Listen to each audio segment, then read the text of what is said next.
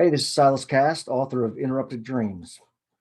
Outstanding. I'm really stoked to have you on board to Yeah. kind of walk us through your story and experience and kind of what folks can learn from it. So catch us up on some of the background, like Okay. Well, what you been through.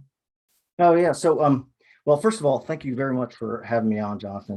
It's an honor to be here, first of all. But in terms of my story, obviously I'm on here for a reason, right? So I went through a pretty vicious attack from that was the ending of a long, years long battle of a long divorce that had custody issues and everything like that. It was um, not completely atypical with a lot of turmoil prior to the divorce, and then a lot of turmoil during the divorce, right? So um, ultimately, why I'm here is because at the end of the divorce, at the end of the whole battle, I was about to get custody of the kids, and my ex-wife was not very happy with that, and she wound up breaking in and trying to kill me. I mean, it's a pretty vicious attack. She woke me up with a police baton, if you want to call it, to the side of my head while I was sleeping, and then I jumped up. We fought. A gun went off. Um, Got to the ground, and I stopped at gunpoint. She wrapped me up. Um, well, at gunpoint, she made me turn around. She wrapped me up in my bed sheet. Well, first she hog-tied me with flex ties, wrapped me up in my bed sheets, and then sat me up and wrapped cling wrap around my head. And I wound up falling down, struggling, fighting, um, you know, but eventually I was able to escape one of the flex ties with my hand, and or my one of my hands. I was able to get out. I was able to get a hole, and then with one kick, I kicked out of my leg restraints, jumped up. There was another battle. Um, I was trying to get the gun out of her hand. The gun went off. It went.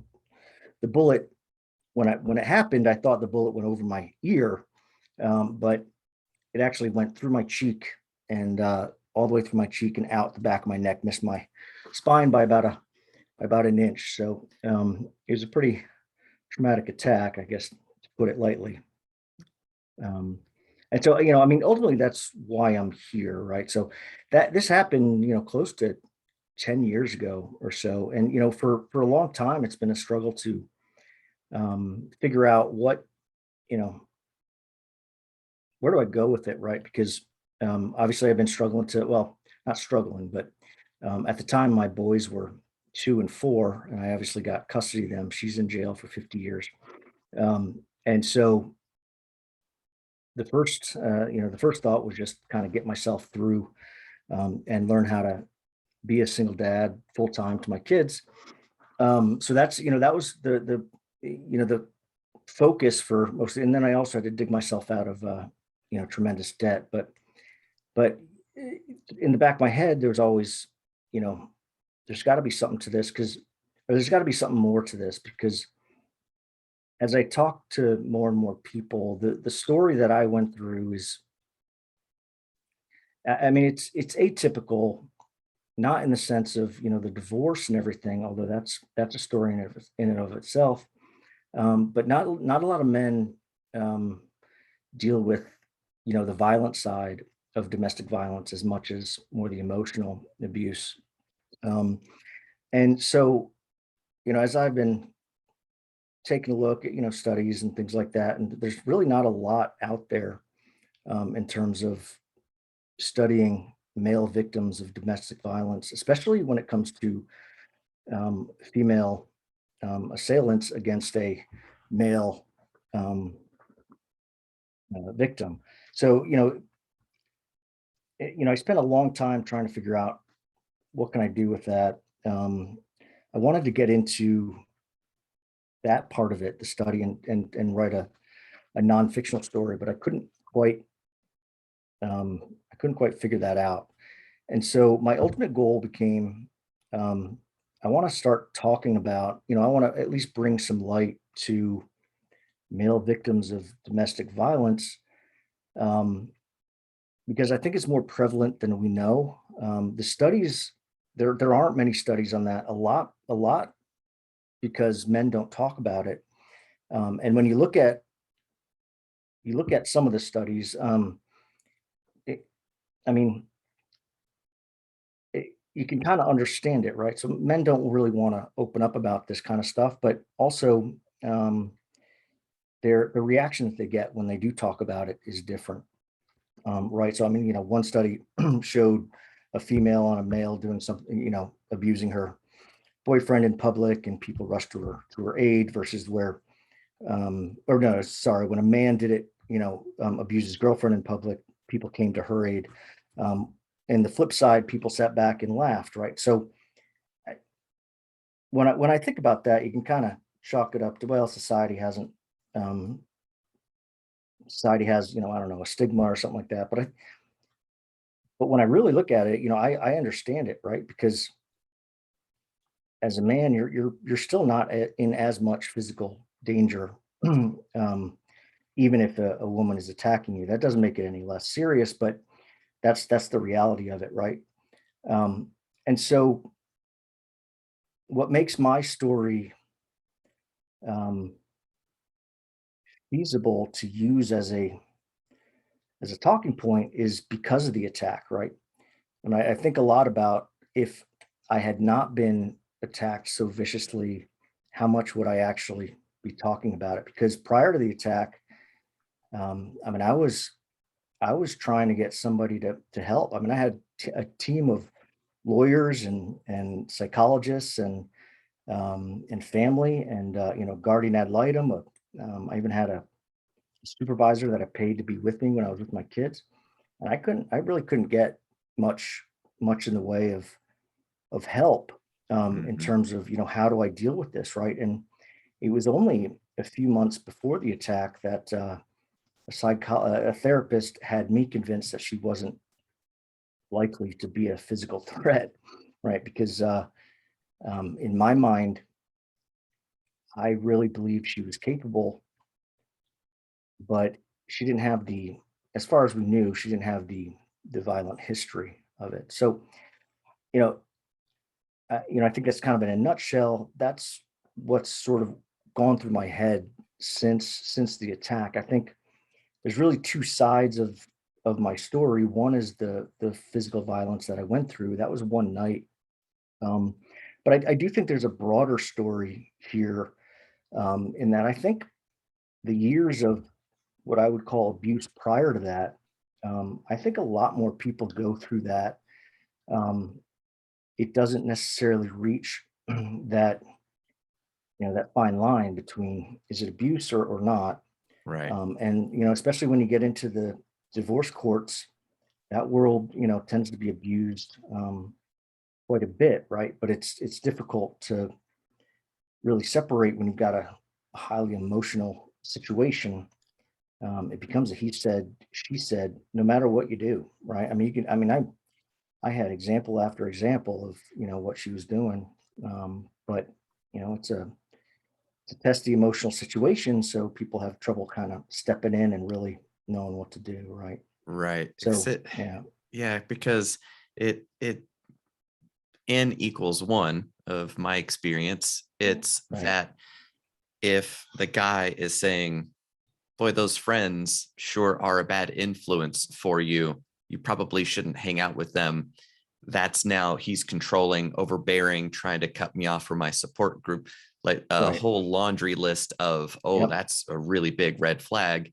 And right, then your girlfriend can throw dishes at you, which I've right, had more than one girlfriend has yeah, thrown things at me, right, but oh yeah, that's just what happens.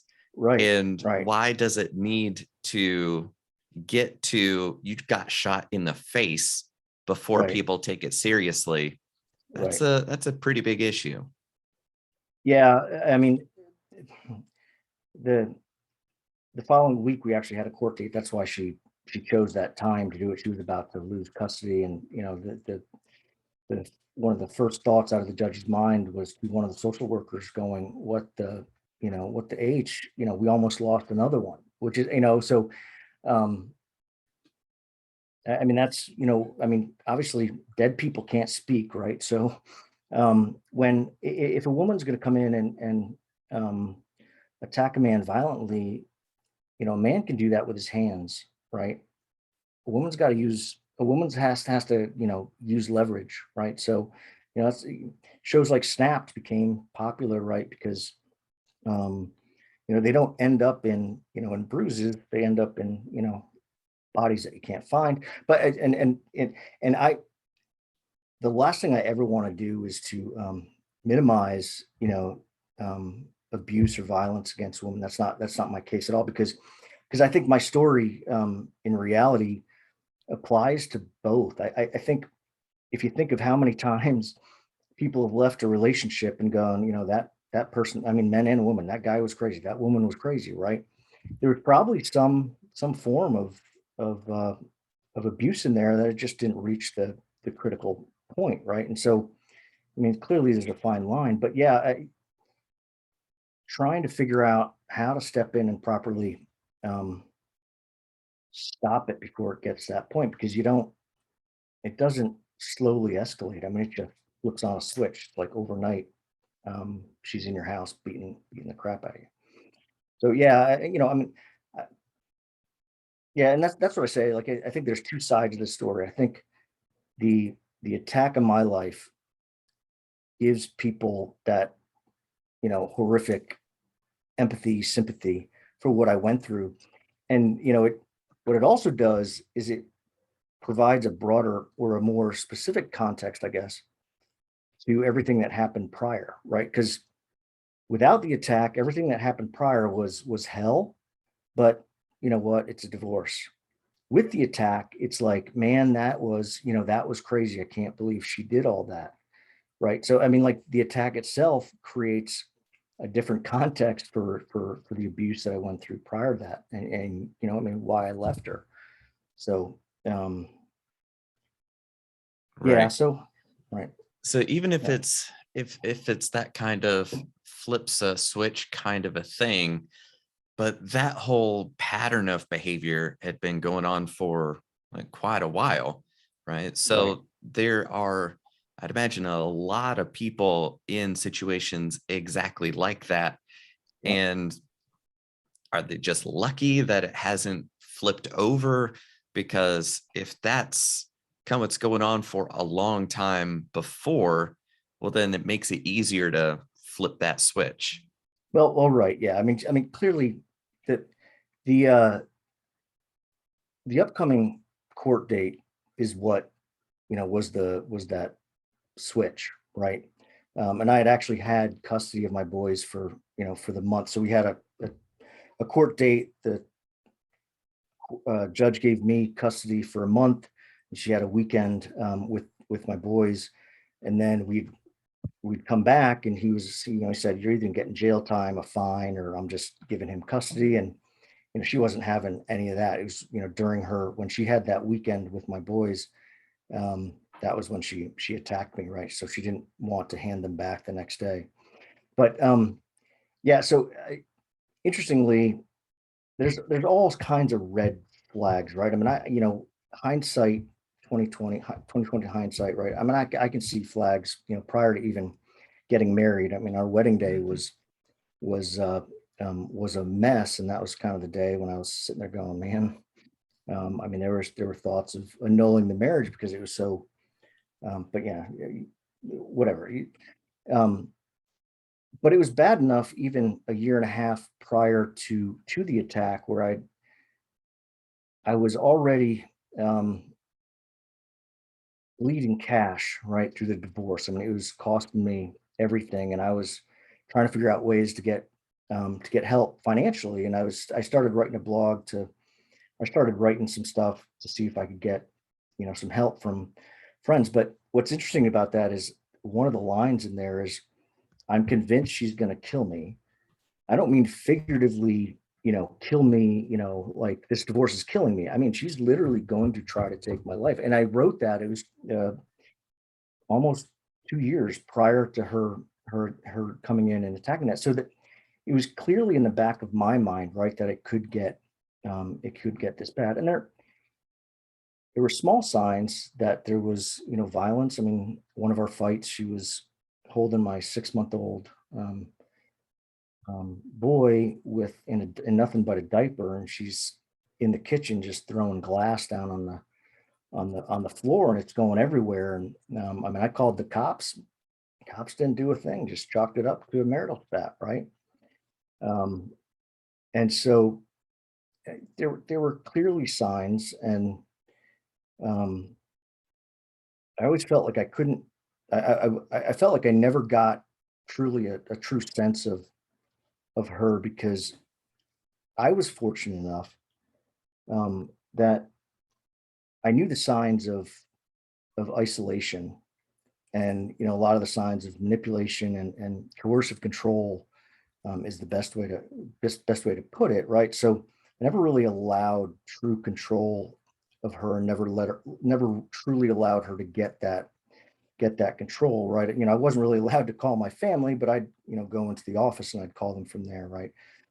Friends I would meet for lunch on my work breaks, right? Instead of going out to a dinner, meeting them out for something, on the weekends. So, I found my ways around that, but that's not for lack of her trying, right? So honestly, and then the other lucky thing is our marriage only lasted 3 years. You give some of the signs from before that, it's um, probably 4 years of abuse. I mean, there are people, men and women, that are under the grips of someone for um, 10 plus years, right? And so, and if you wind up in this when you're really, really young, that was the other thing. I was a little bit older. If you're really, really young, you're still developing as a person. I mean, you can really get into the grips of someone like this. And so, yeah, I think to your point, there's clearly a pattern there. Um, and there's two sides of luck, right? I mean, I always tell people that she was my one in a million. I was just playing the wrong lottery, right? So, um, but yeah, I think some people are lucky. I I also theorize that people might be abusive in one relationship and not abusive in the next, right? Depending on their their level of comfort and feeling like their need for control, right? If they're not getting something from their partner. So, um, yeah, where was I going with that? But to your point, I think there's definitely signs all throughout it. I think the better we can help people identify those flags, certainly. But then I think when it comes to male victims, I think they go through it a lot more um, than we realize. When you look at someone trying to control, I think both men and women, have the same human needs, right? And so there's going to be a need for control, whether it's a man or woman, and people use the tools that they have for leverage, right? Men naturally have a physical advantage, right? So that's going to show up a lot more in an abusive relationship, because it's right there at their fingertips. I mean, they don't even have to, go get something, right? I mean, physical violence is just, I mean, it's with them at all times when they're with a smaller woman. Um, I Women have to be a little bit craftier, right? And that's, I think they tend to, guilt and shame come more into the manipulation, or in my case, lying. I mean, I had a stepdaughter, I believed, on our very first date, she told me that she had been raped at 16, and that's where my stepdaughter came from. It turns out she had been married back then. I didn't find out until that was one of the catalysts for filing divorce, because I had thought she had been raped, and that's, I mean, literally, we had I had to empathize with her on the dates of her rape, because she would get all down and everything like that. So, um, lying, manipulation, all that, I think they have to be a little craftier, women do. So I don't think it shows up as much, but I think it's there, and I think it's serious. Um, and I definitely think men go through it a lot more than we'll ever know because it's so easy to just um, disregard, I guess, or just kind of wave off the emotional control. And like you said, a woman can throw some dishes and she's just letting off some steam. Partly because it would hurt him, but the ongoing threat is maybe less, right? So she can throw a dish, and until she's got a gun to your head, all she can do is really hurt. Where a man can really beat a woman with his hand. So, I don't know. Right. So But yeah, it's kind of like the methods that don't leave marks, the right, emotional and storytelling angle to right, help yeah, cull the guy from his family, from his right, relationships, from his support right, network, who would be able to be there and recognize, hey man, maybe right, this isn't the best relationship for you to be in. right, So without that external context, now it kind of all makes sense. And she just cares so much, right? right. That's why Yeah, she's upset, is because, yep, yeah, I made her mad. Right. yep. So is it that kind of thing that guys should kind of be on the lookout for, or what else should people be more aware of? Well, I think the signs of manipulation. I mean, just understanding. At any point in time in any relationship, if you feel, and if you're ever doing something that kind of makes your gut go, I don't really want to do that. I mean, you can make the choice to do something for your partner because you want to do that. But if you're not making that choice and you're kind of feeling like, oh, I have to do it, that's different, right? Um, we all have boundaries, right? And I think getting into any relation, and this goes for business or romantic or any kind of relationship, you have your boundaries, right? I think it's important to know what your boundaries are and understand where your limits are. Um, in this relationship, I'd happened to go through a few years of some failures and some struggles. And prior to this, I had let some relationships go that I really felt I could have made work, right? It was just sort of the timing. So the it was like the perfect storm of where I was psychologically. I allowed boundaries that in my prior life were pretty were pretty solid. Not that they would be the same today, but at the time, I never would have proposed to a woman inside of a year of knowing her, right? Um, I didn't believe that you had to get married simply because you got pregnant. Um, and both those things happened, and ultimately, even with signs, I caved on those boundaries, right? And so that's my personal responsibility. I mean, the fact that I didn't stay strong to those boundaries is what allowed myself into that situation because you allow that slide, the next slide gets a lot easier, right? So now your commitment level goes up. It's sort of, a salesman will kind of get you to say yes, yes, yes, yes, right? By the time you're making a huge purchase, you don't even realize what happened to you, right? It's kind of the same way in this relationship. You let some things slide and you justify the next thing. So I think to protect yourself from that in any situation, understand anytime you go into a relationship, understanding exactly what your boundaries are. And if you're going to allow those boundaries to slide, you're making the choice, right? And you live with that choice. That's not if you allow that boundary to slide, that's not their fault. They're just asking for what they want, right? I mean, they may guilt and shame and they may be um, use all these tactics, but ultimately it's a choice you make.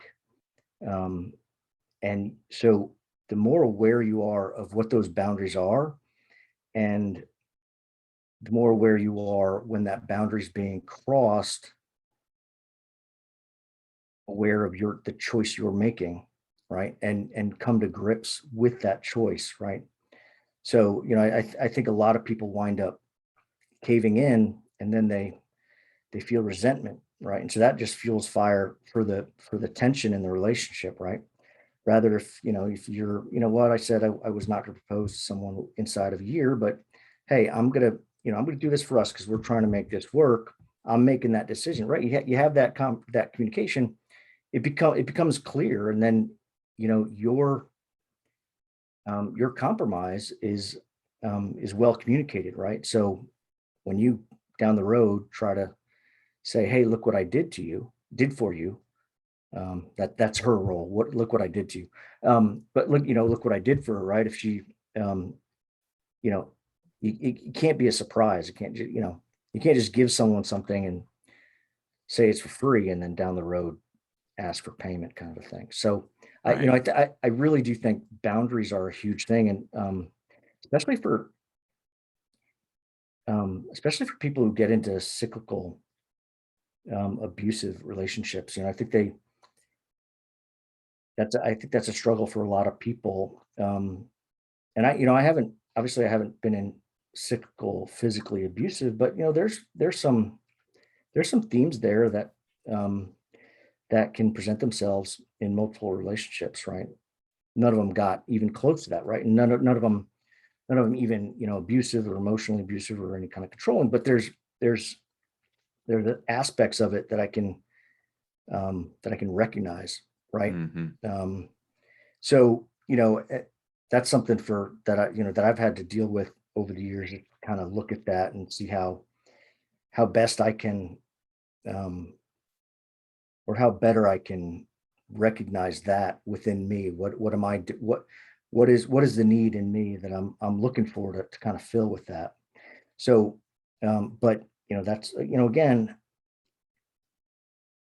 in any situation, you can't control what they're doing, right? And even the most abusive people, they're ultimately all they're looking for is to try to fill, or get that emotional need filled.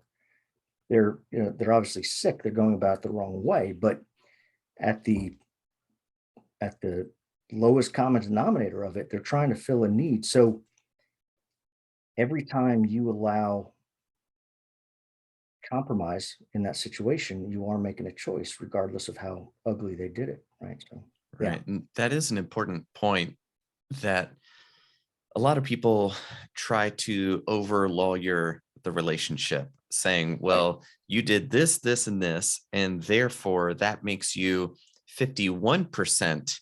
responsible for this relationship. And that means that you're the bad guy in Right. this. And therefore I am totally absolved of Right. anything, Right. where it's more, I am 100% responsible for what I do.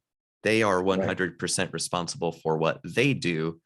Right. And legitimizing my decisions based off of what they do is a really bad way to go about things. So Correct. that's a really important distinction to understand. Yeah, I made my choices, and not using that as a legitimizer for bad behavior. Right. Right. Yeah. I mean, you can acknowledge the poor choices you make. You can acknowledge, letting that boundary slide, or the mistakes you made, and you can still say she was an asshole, I mean, like, she still crossed the line. I mean, nobody's gonna say, having an attack on your life is ever justified, right? I mean, there's no count, but that doesn't mean I can't examine how I allowed it to get there. And so, and I mean, that's when you're looking forward. I mean, we're all, for those of us looking for relationships, um, or continuing to look for relationships in my case, um, you can't beat yourself up too much. I mean, you made those mistakes in the past, but you can look at those decisions you made. So, regardless of how abusive or horrible that person is, you can take that responsibility, definitely. Yeah, and as you started to kind of move forward, with the trial and then her getting locked up for 50 years and Mhm. you kind of getting your life back on track. What was your process of learning to be comfortable sharing your story? Was it one of those things that it was so out there in kind of obvious terms to your friends and family that it wasn't anything Yeah. that you could even be ashamed about to I'd rather not Yeah. talk about it? Or was And it just that you're like, yeah, it happened and here I'm going to tell you? I think you hit the nail on the head, and I think that's, kind of where we started is, because the attack is so crazy, and it's pretty horrific, and that I survived. um, you know, that that just gives me a license to talk about it, right? To where there's less discomfort, right? I mean, I like to make jokes, about getting beaten up by a woman half my size and stuff like that. I mean, and then I definitely use humor to kind of play with it. And I think that there's a little discomfort there where I'm trying to kind of ease that, to some degree. But at the same time, the attack is there. Nothing. You can't possibly say there's anything I did that justified that attack, right? So that does absolve me of some level of responsibility. Um, and and she did have a gun, right? And so, I mean, it's not like, she overpowered me or anything. She surprised me when I was sleeping, and she had a gun. So, I have that ability as a man. There's definite justifications, for the attack. And then using that, I can use that as a catalyst to open up about the rest of the story, which, I mean, it has its crazy parts, itself, and things like that. But, I think without the attack, there are aspects of that story that are probably be less comfortable to discuss, especially when where it gets uncomfortable is getting into how I allowed it to get there, and how I was a little bit weaker on my principles.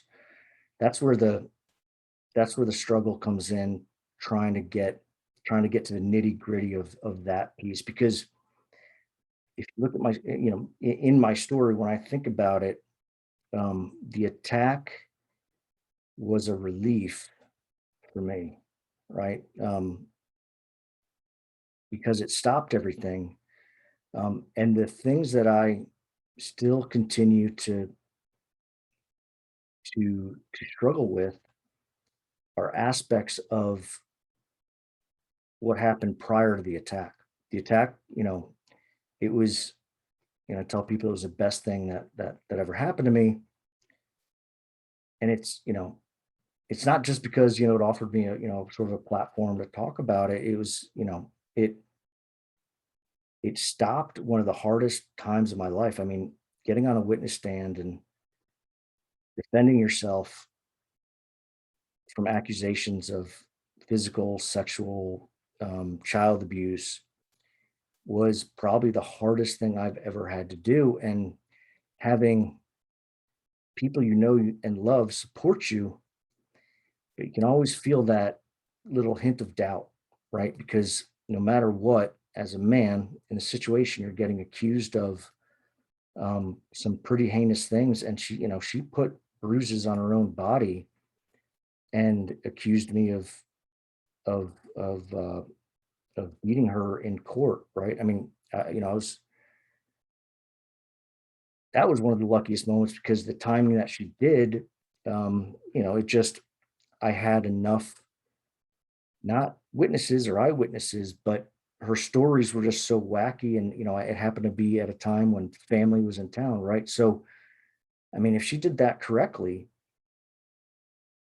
and I had nobody to kind of say, well, at the time she said she fell and hit a coffee table, right? And the cops were called that morning, and they did nothing. So, but then that afternoon she shows up, so I had all those factors that allowed me to get out of it. But I mean, if she had done that properly, who knows what would have happened? I mean, very easily I could have been slapped with a protective order and never seen my kids again. So that to me is where the part of the story where, you know, I get emotional kind of thinking through that part of it. That's a harder part to talk about. Um, you know, especially, I mean, you know, I don't think I'm alone in that men, you know, put their weight into their name and their integrity, right? More than anything else, and just earning respect in, you know, in their community. And when you threaten that, you know, that hits at a pretty soft spot. I would imagine a lot of men's spot, right? Right. Because So the yes, physical pain of what happened is its own thing. It's kind of an island yep, event. And you just kind right, of go, well, that was horrific and awful. I never want to go through it again. But the pain fades. right, Okay. And we're getting on with it. You're right. It is weirdly fascinating how the emotional angle is the one that hurts the longest, that yep, sticks with you even decades later. Going through that is just way more difficult than an attempt on your life. right. And I wonder how many people that doesn't make sense to them versus how many people go, yeah, I can see that right away.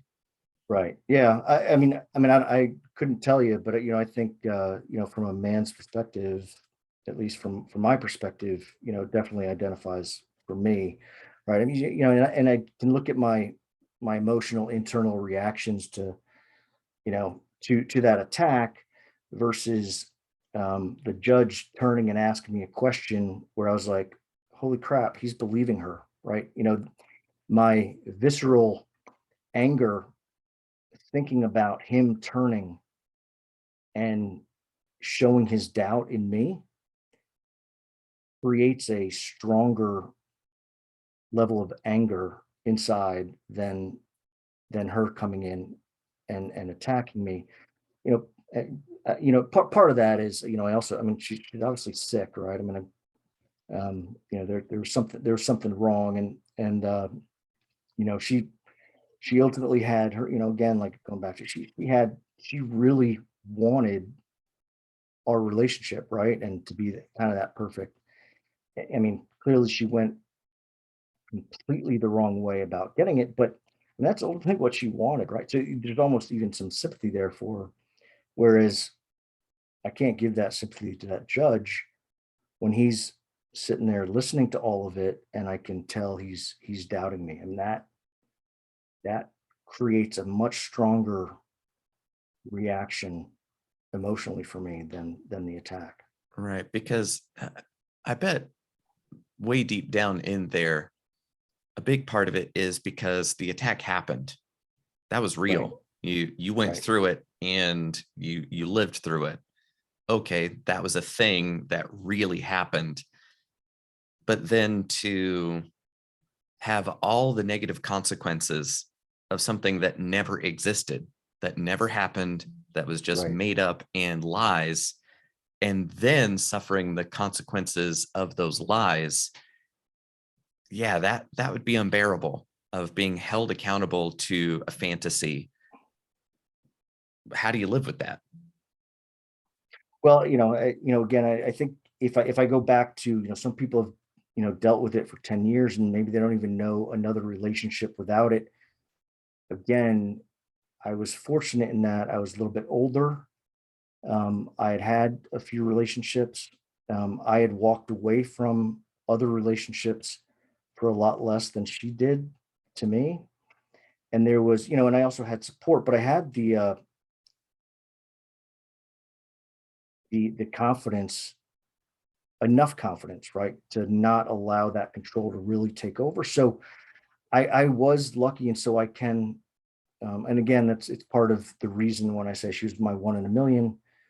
I was just playing the wrong lottery because that kind of that will remind me that, you know, 99.9% of people out there aren't even capable of something like this, right? So that helps me kind of move forward. That the likelihood of me running into a similar situation like this is just so slim. right? So I can kind of play the statistics and say, even if I get into bad relationships, the likelihood of it being that bad, because I, I'm not in the same spot I was when I met her, right? That was an ugly spot in my life, and so it just sort of hit in the perfect storm, and that's not who I am today. And then I've become so much better at identifying, even in friendships, business relationships, um, everything. It all applies, right? So when you've got someone who's manipulating or looking to control or whatever, you can. It's I'm definitely much better at spotting those situations. And I mean, I've cut off friendships, right on the spot, just because I see where it's going, right? Hmm. So that at least gives me confidence that I can move forward. It's not impossible that I don't get into another situation like that, but um, it's one point in my life. I don't. I'm fortunate not to be in the cyclical level of going from abusive situation to abusive situation, and I think that's another scenario, probably another entire topic. But so again, I'm very, very fortunate in all those regards. So it may be even easier for me to move forward than a lot of people. And again, I think the younger you get into that situation, the less experience you have, and the less confidence you have in yourself. Because even though I was lacking in confidence in the moment, I had a good foundation of confidence that I had built over the course of my life, right? So it was just a sort of a momentary blip in my confidence versus that lack of confidence being the person that I am, right? So Right. yeah. And how long after everything had happened was it before you started kind of sharing your story with strangers and folks that didn't know you personally? When did that start? Yeah, well, I can't say there was much of a gap. Partly, I mean, I had to call my boss from the hospital that morning, right? So, and call him and go, "Hey, I'm not going to be in for work." "The hell you won't, dude! I was shot." "What are you talking about? Why are you calling me?" Because I knew you're the kind of boss that would say, "The hell you won't." So, um, and so obviously work, and I took time off, and then I had a good network of friends, and they've been incredible to me. One of my best friends gave me the nickname Bullet Head. I got a T-shirt within about a month. I was out to dinner with about 10 friends, and he goes, "Hey, we got you something." And he gives me this T-shirt. It says Bullet Head on the back. I eat bullets for breakfast. And on the front, roses are lead. Roses are red, bullets are lead. I was woke up in bed and shot in the head. And so my friends were able to kind of um, really they're incredibly supportive. So it wasn't hard to talk to. I don't just walk up to people in the middle of the street and tell them, but um, I mean, it's hard not to get into that story at some point, especially if I'm, in a friendship. It's kind of like, "Hey, I got to let you know this, right?" Just because it's going to come out at some point. I'd rather you know what you're getting into, kind of a thing, right? So, here it is. You make the decision. I mean, even friends are kind of, it's my life. My life isn't full of drama, but yeah, I have this drama situation, right? So, it's never really there was really not a lot of a gap, mostly because anybody I really spoke to, I already knew there. I had a lot of support there, so opening up from there wasn't too difficult. Makes Yeah. sense. Yeah. And as you were sharing your story and the years had been going by, did you start having people go, "Hey, I'm glad you shared that with me because that helped me kind of see my situation for what it is and take steps." Well, yeah, I'm not sure about that. I know people have difficulties telling me their divorce story, right? So, but at the same time, y- yeah, actually, if when I think about what brought my mind to that spot is, yeah, it was, it wasn't long after this happened that, a friend of mine was going through a really ugly thing. And so, I did talk to him a lot about it, but yeah, I mean, when we first started talking about it, he was kind of like, oh, I don't want to tell you my story, um, but he was able to navigate his scenario. Um, I wouldn't say because of my story, but at least I was able to give him some insight, right? And and I think people who go through, any ugly situation, you can't ever. I mean, no one's hell or whatever. No one's hell is worse than the others because um, going through divorce is hard. Going through a breakup is hard. It's all difficult, and it doesn't matter if it was worse for one guy or the other, um, because it's still hell on you. So, I think that's probably been the um, better advice I've been able to give people. Specifically, if people, I haven't had anybody I've been able to get out of an abusive situation, but certainly I'm a stronger ear for some than others because of the ability to empathize, right? Um, and so, yeah, clearly, I think it helps me be a better friend to people that are going through tough situations.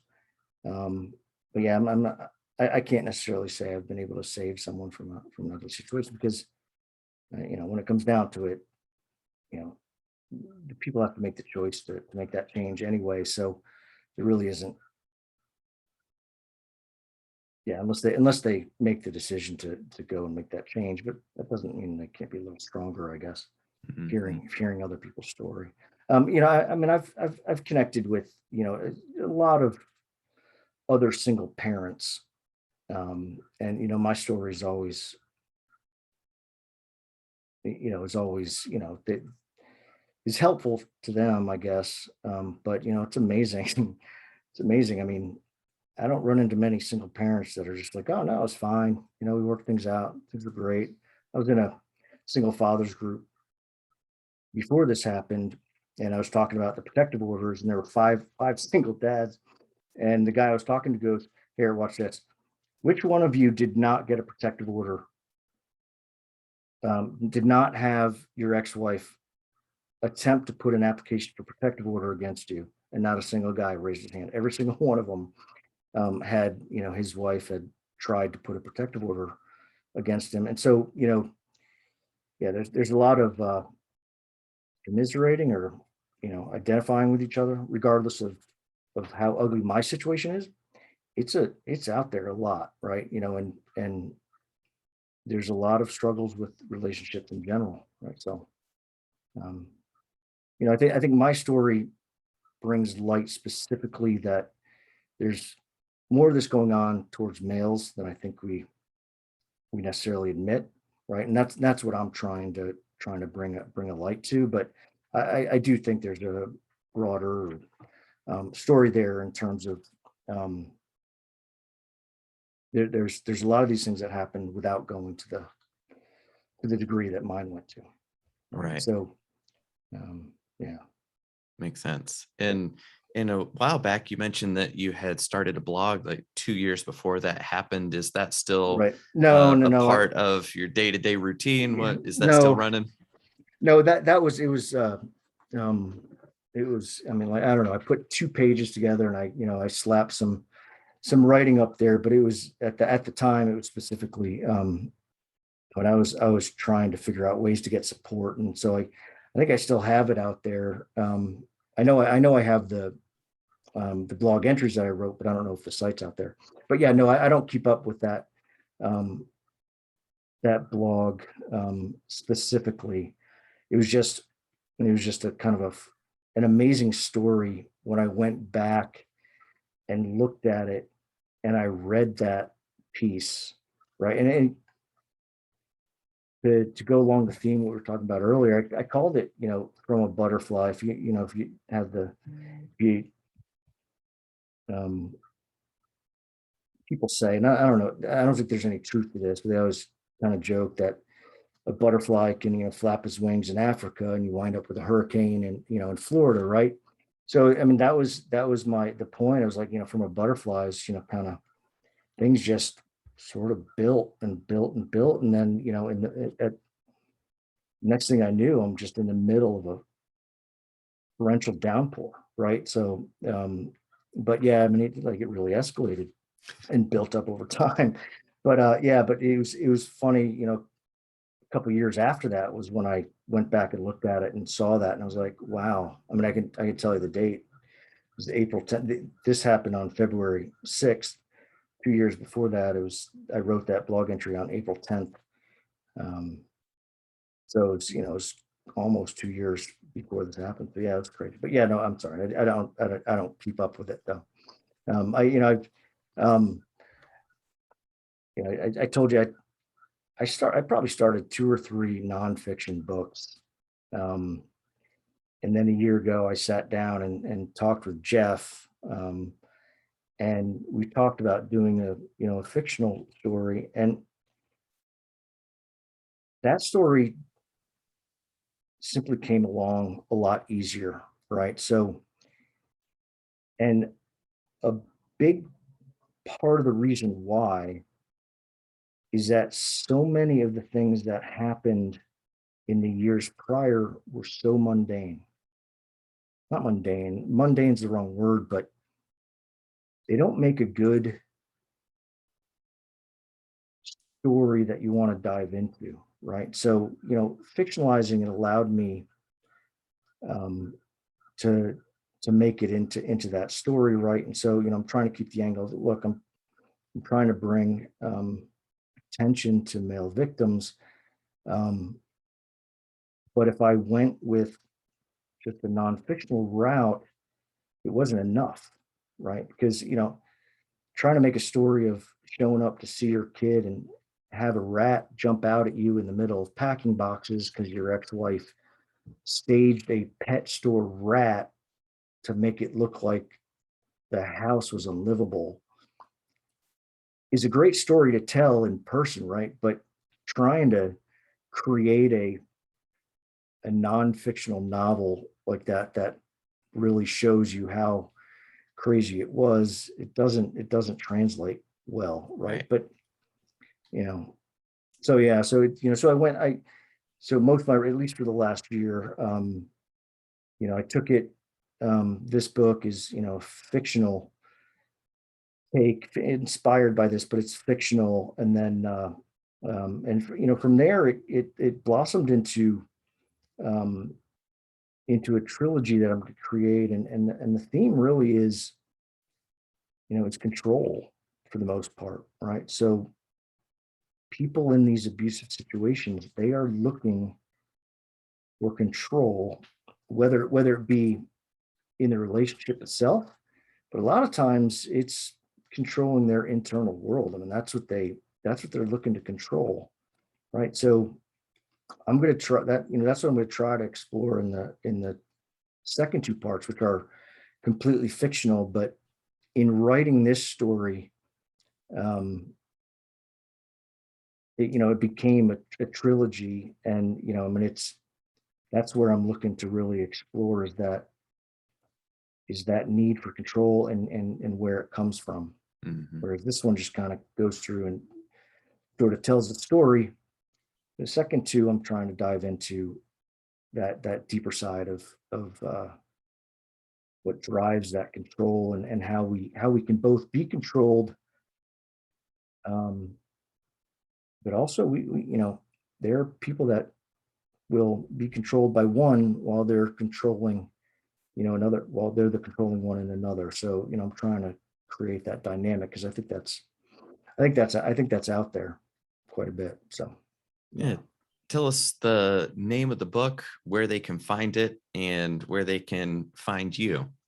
Yeah, well, so you can go out and find me at Bullethead Books, www.bulletheadbooks, all one word, .com. You can get the book off my website. It's on Amazon. Um, I said it's called Interrupted Dreams. I don't know if I said the title. Um, and then I can also be found on Twitter and Instagram, both um, at bulletheadbooks.com. Again, all one word. I do have a Facebook page. I don't have it out there. I can't even tell you exactly what the page, I think at Interrupted Dreams book is out there too. But yeah, so my website, you can get the book off my website, but it'll send you to Amazon to buy it off there. But yeah, that's where you could find me. Awesome. I can't tell you, I can't be any more specific than that. I Right, can tell you my exactly. house. Can't tell Yeah, you my house, GPS but coordinates, yeah, 89 exactly. minutes south. Exactly. Yeah. Yeah, it's funny. I mean, that is one dynamic of writing this book, because I mean, I've had people that have connected with her through Prison Pen Pal contact me. And that's kind of a weird, I mean, that's a really weird aspect of the story, is to have a random guy write you on Facebook to whine about your ex-wife who he's talking to on a prisoner pen pal, and telling me, I understand where you come, she was wanting this and now she doesn't. Like, how can you, that's probably the weirdest situation I've dealt with, and have Where's that in the someone, handbook? It's like, all right, yeah, so in life, you're going to experience some weird things, like right, right, it's right, so right. weird, man. Yeah, it's just, yeah, it's like crazy. I mean, I can, I don't know. I mean, someone reached out to me and go, man, I talked to her. She's, and sort of maybe just wanted to share the story or something. But no, he literally, one guy literally, it was like he wanted advice from me or something.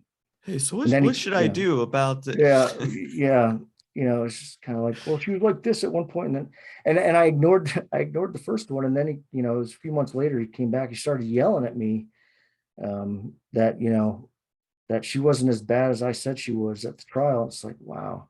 So, at that point, I had to say, hey, look, one more, and I'm going to call the cops. But yeah, that's one thing you're definitely not prepared for in a situation like that. But so I do, kind of keep things a little bit on a low profile. I have no doubt she could find me if she really wanted to, but I'm not worried about her as much as I am, is, I have no doubt she's still trying to manipulate men, and I know Yeah, that from that. Yeah, so wild, man, wild. yeah, crazy story.